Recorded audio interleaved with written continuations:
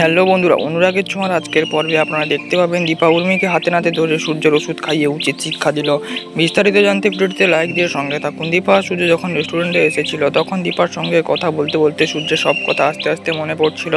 ঠিক তখন সেখানে উর্মি চলে আসে আর উর্মিকে দেখে সূর্য বলে, তোমার তো এখানে আসার কথা ছিল না। তখন উর্মি বলে, বাধ্য হয়ে এলাম দাদাই, তোমার ঔষধ খেতে দেরি হয়ে যাচ্ছিল। তখন রূপা বলে, এমন কি ওষুধ যে এখানে নিয়ে আসতে হলো?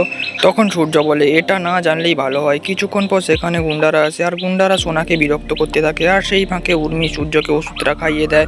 আর তক্ষুনি সূর্য সব ভুলে যায় আর সেখান থেকে চলে যায়। তখন দীপা রূপাকে বলে, কিছু তো একটা ব্যাপার আছে, সূর্যের এক্ষুনি সব মনে ছিল আবার এক্ষুনি সব ভুলে গেল।